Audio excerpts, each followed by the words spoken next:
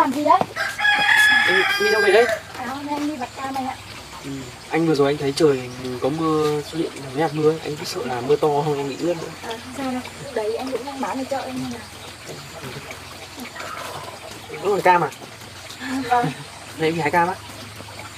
Không biết là thời gian qua anh như thế nào? Anh cũng tốt với em mà.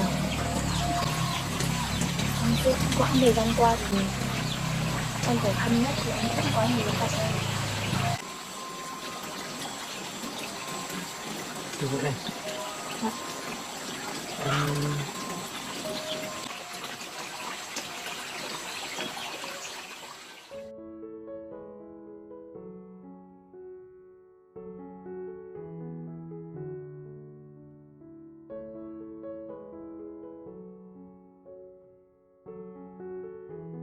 The first light of dawn crept over the rolling hills of rural Vietnam, casting a soft golden glow across the sprawling orange orchard that Ly Tieu Nu had tended for years. The air was crisp, carrying the sweet, tangy scent of ripe oranges mingled with the earthy aroma of dew-soaked soil. Tieu Nu stirred awake in her modest wooden home, the faint creak of the floorboards echoing through the quiet space as she rose from her simple bed. Sunlight filtered through the gaps in the shutters, illuminating the woven basket she kept by the door, a daily reminder of her labor and resilience. Since her recent eye surgery, her vision had returned with a clarity she hadn't known in years, and with it came a renewed sense of purpose. She stretched, her fingers brushing against the rough weave of the basket, and whispered to herself, "It's a perfect day to harvest." She dressed quickly in a faded cotton dress, tying her long hair back with a piece of cloth, her movements swift and deliberate. Before stepping outside, she glanced at Mun, her loyal dog, who lay curled by the door, his ears twitching at the sound of her footsteps. "Stay here, Mun," she said softly, crouching to scratch his ears. "I'll be back soon with a full basket. Don't cause any trouble, all right?" Mun let out a low, contented bark, his tail thumping against the floor, and Tieu Nu smiled as she slung the basket over her shoulder and pushed open the door. The morning mist clung to her skin as she made her way up the hill, the path worn smooth by years of her steady tread. The orchard stretched before her, a sea of green leaves dotted with clusters of vibrant oranges, their skins glistening with dew like tiny suns scattered across the branches. Tieu Nu set to work with a quiet intensity, her hands moving with the precision of someone who knew every tree like an old friend. She plucked the ripest oranges, her fingers brushing against their taut, glossy skins, each fruit heavy with juice. The rhythmic snip of her shears blended with the gentle rustling of leaves and the distant chirping of birds, creating a symphony of nature that soothed her soul. "These will fetch a good price today," she murmured, inspecting an orange before placing it in her basket. Her arms began to ache as the basket grew heavier, but she pressed on, moving from tree to tree with unwavering determination. After nearly 2 hours, the basket was brimming, its weight pressing into her shoulder, but a sense of pride swelled within her. "Enough for now," she decided, wiping the sweat from her brow as she cast a fond glance at her orchard. The trees had been her lifeline through hardship, a constant in a life marked by struggle, and today they had rewarded her once again. With a resolute nod, she hoisted the basket and began the descent toward the city market, the path winding through emerald fields, past sleepy villages where roosters crowed and children played in the early light.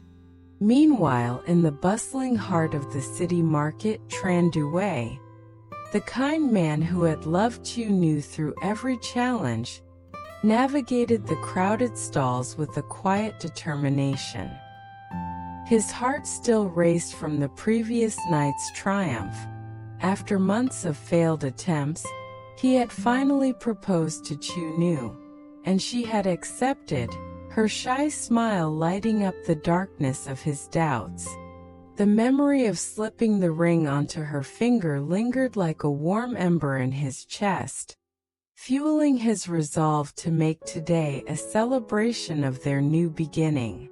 "I'll cook her a meal she'll never forget," he vowed, his hands gathering ingredients with care. Kohlrabi, pumpkins, carrots, and a tender cut of pork, each item chosen with Tieu Nu's tastes in mind. He paid the vendor with a quick nod, his thoughts already drifting to the swan zao chuan got he prepare at her camp, a dish he knew she loved.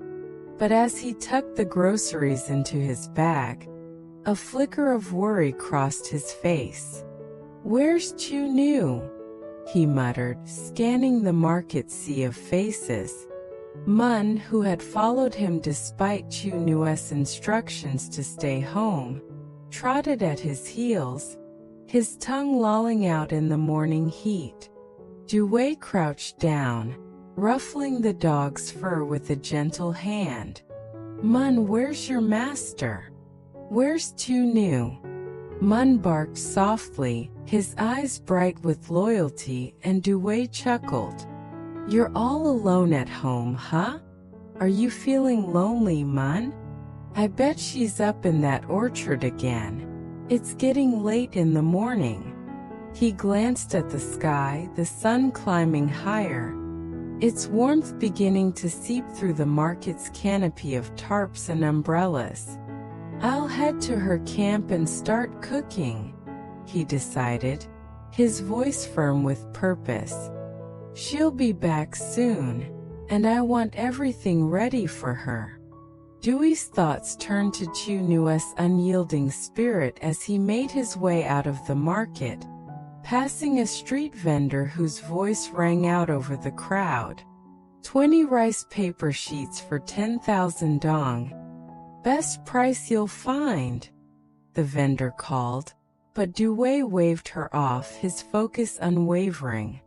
He thought of how Tieu Nu had never let her past struggles, her blindness, the loss of her family, the hardships of running the orchard alone define her.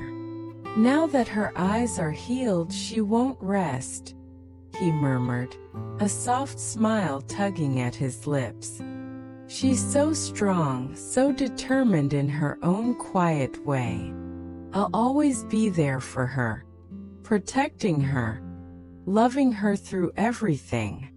At Tieu Nu's camp, a small clearing nestled near the orchard, with a simple shelter of wood and thatch, Due set to work. He kindled a fire, the crackle of burning wood filling the air as he chopped vegetables and marinated the pork, the scent of simmering broth rising like a promise of warmth and care.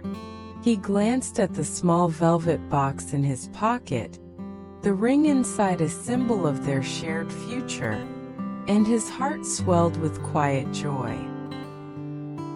The city market buzzed with life as Ly Tieu Nu arrived, her basket of oranges drawing curious glances from early shoppers.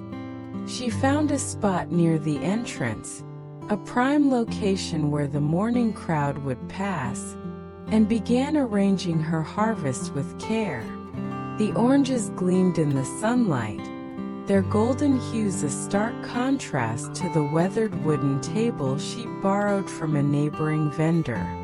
The air was thick with the mingled scents of fresh herbs, grilled meats, and ripe fruit, and Tieu Nu's voice cut through the chatter with a clear, cheerful tone. "Fresh oranges, 10,000 dong a kilo. Picked this morning. sweet and juicy straight from my orchard. Her smile was warm, her eyes bright with the pride of her labor, and within moments, a small crowd gathered around her stall. An elderly woman approached, her weathered hands reaching for an orange to inspect. "These look wonderful, dear. How much for a kilo?"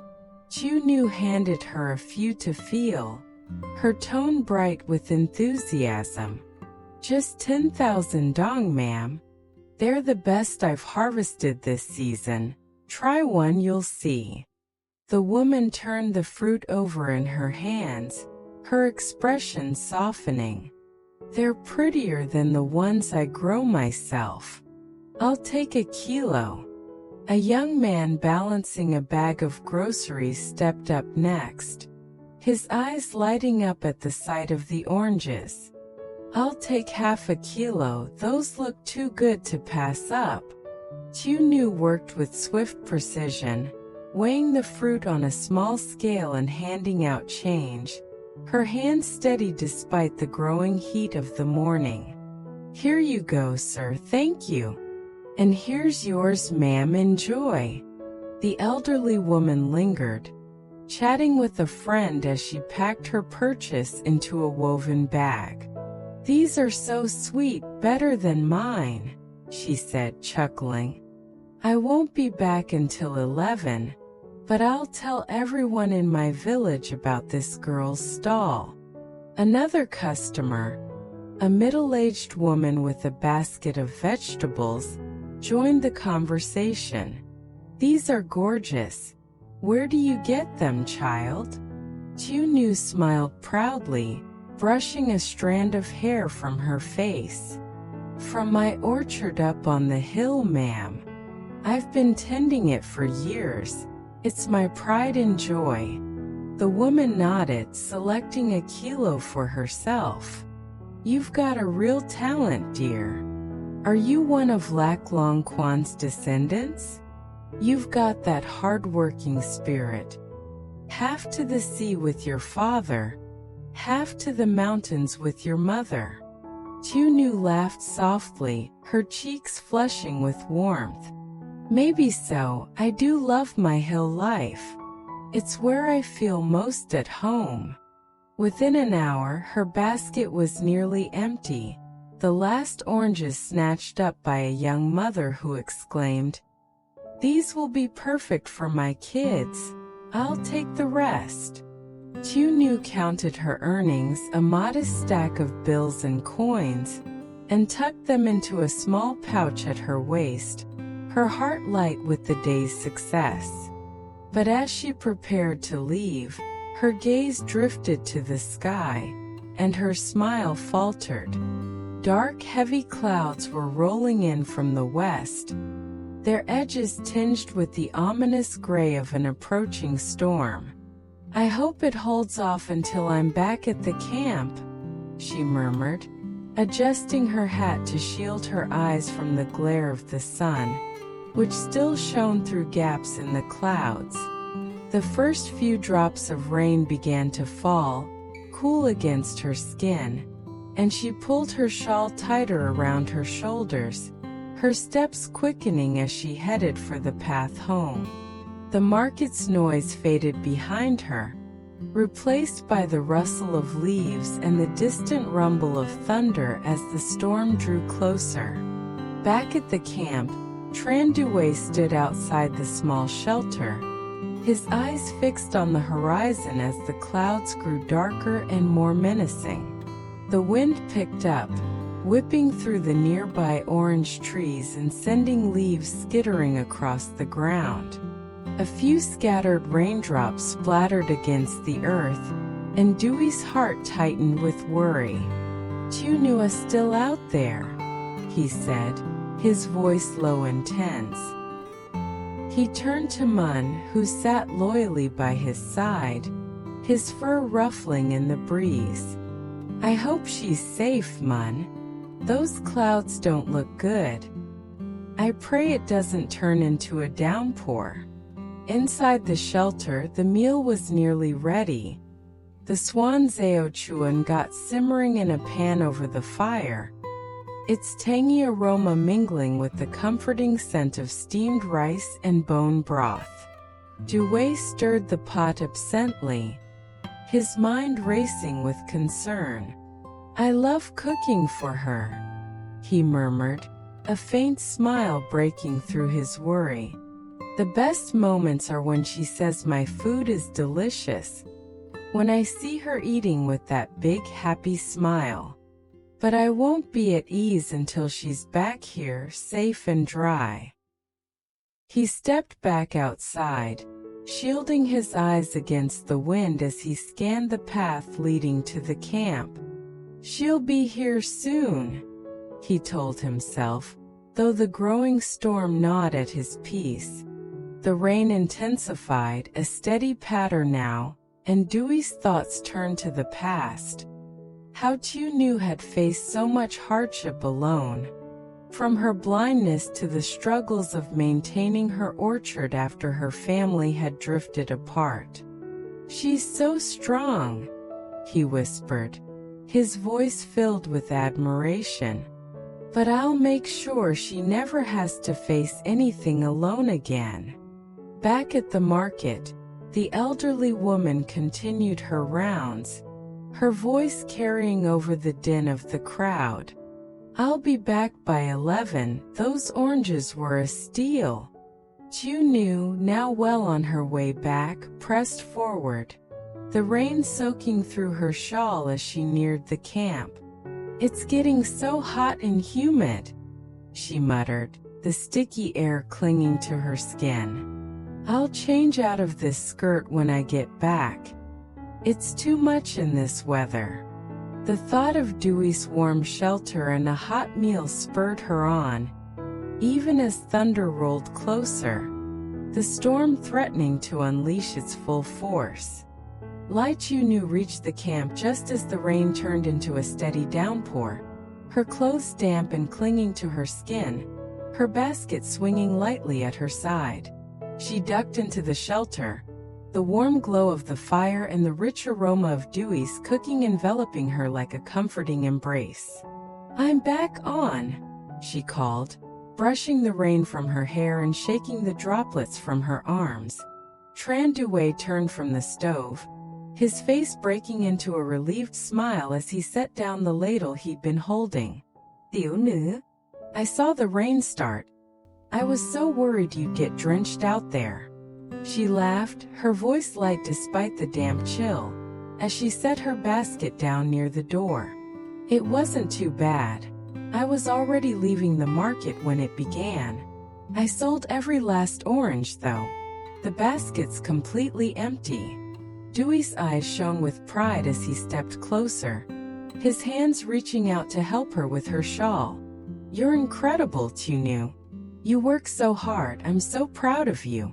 Come, wash up and rest, I've been cooking for you. The swan Ly Tieu Nu got is almost ready, and I've got bone broth simmering too." Tieu Nu nodded, her heart warming at his care, her cheeks flushing slightly as she caught the sincerity in his gaze. "Thank you, An. It smells amazing. I can't wait to eat." She paused, glancing toward the small garden just outside the shelter. "Oh hát, do you eat cà pháo? I can pick some from the garden to make muoi soy. It'll go so well with the meal." Dewey's smile widened, his voice warm with affection. "I'd love that. I've always liked your muoi soy. It reminds me of my childhood. Go ahead. I'm just finishing up here." Tieu Nu stepped back into the rain, the droplets pattering softly on the leaves as she carefully selected a handful of safeo from the garden, their glossy surfaces glistening with water. She returned quickly, her hands full, and began preparing the dish, crushing the fruit with salt and a hint of chili, her movements swift and practiced. "Almost done," she said, glancing at Dewey as she worked. "Need any help with the cooking, An?" Dewey shook his head, stirring the pork dish over the fire, the flames casting a warm glow across his face. "I've got it under control. How was your day?" You must be exhausted after all that harvesting and selling.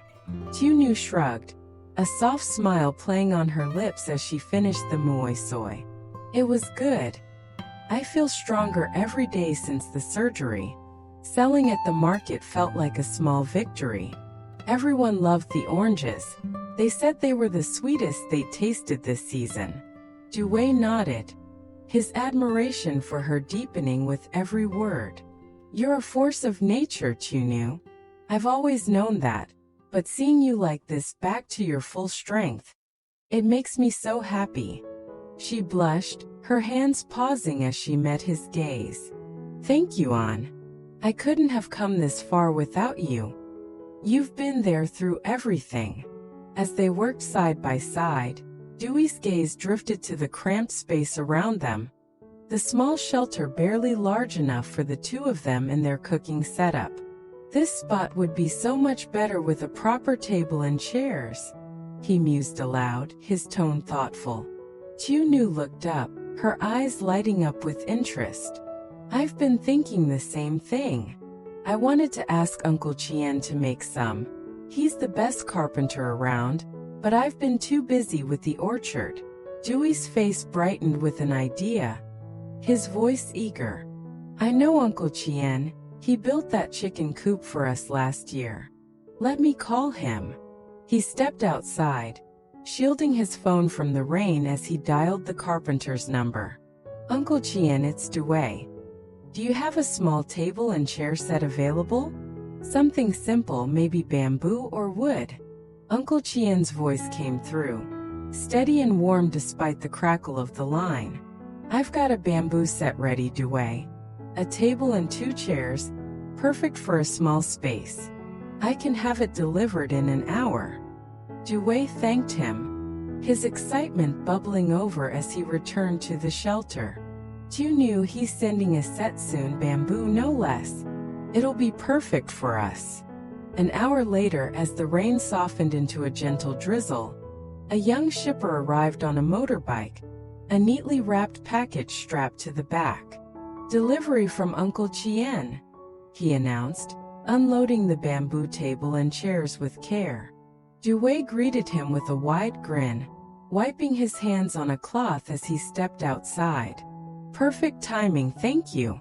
It's 400,000 dong, right? I'll transfer the payment now. The shipper nodded, pulling out his phone to confirm the transaction. All good. Enjoy your new set. Tieu Nu and Due unwrapped the package together, their faces lighting up at the sight of the craftsmanship. The bamboo was smooth and polished, the table sturdy and the chairs perfectly proportioned. It's gorgeous, Tieu Nu exclaimed, running her hand over the table's surface. And look, he even included a bamboo cup as a gift. Due helped her assemble the set, placing it near the shelter's entrance where they could sit and watch the rain. Try it out, he urged, pulling out a chair for her. Tieu Nu sat down, her smile radiant as she settled into the seat. It's so comfortable. Uncle Tien's a master. This will make everything so much easier. With the table set, Due brought out the meal, arranging the dishes with care. Swan zao chuan got, steaming rice, bone broth, and Tieu Nu's freshly made safeo muoi soy. They called Mun over, who trotted in eagerly, his tail wagging as he sniffed at the food. Tieu Nu scooped a small portion of rice into a bowl for him, laughing softly as he ate. Here you go, Mun, you've been so patient. She turned to Due, her eyes bright with gratitude. This looks amazing, An. You've outdone yourself. She took a bite of the swan zao chuan got, the tangy sweetness bursting on her tongue, and her face lit up. It's delicious. And the safeo, it takes me back to my childhood. We used to eat this all the time, simple but so comforting. Due watched her eat, his heart swelling with joy at her reaction. I'm so glad you like it. You've been working so hard, you need to eat well. I've noticed you've lost some weight lately, you know. Tieu Nu laughed softly, waving off his concern. It's just from the surgery, I'll be fine. You're always looking out for me, An. It means the world. They ate in companionable silence for a moment, the rain outside a soft melody against the shelter's roof, the fire casting a warm glow over their small table. Dewey's thoughts drifted to the future, to the life they could build together now that Tieu Nu had accepted his proposal. But he wanted to make the moment official, to cement their bond in a way that felt right. His hand slipped into his pocket, his fingers brushing against the velvet box that held the ring he'd given her the night before. His pulse quickened as he pulled it out, his voice trembling with emotion as he turned to her. Tieu Nu, there's something I need to do properly. He opened the box, the simple gold ring glinting in the firelight. After all, at 54, what did I have to looking forward to? The future was black. The waiter approached my table asking if I needed anything. To my surprise, I said, yes, if you know anyone here who is a recent widow or widower, I would appreciate talking to her or him. Again, to my surprise, she told me about Phyllis, a spas health director who had lost her husband several months before. I invited Phyllis to have lunch with me the next day, and we quickly established some common ground. We were about 10 years apart in age, but she had also been with her husband for about 50 years. She talked of how they met and what their life had been like. And I could tell by her stories and the warmth of her tone of voice that she too had a happy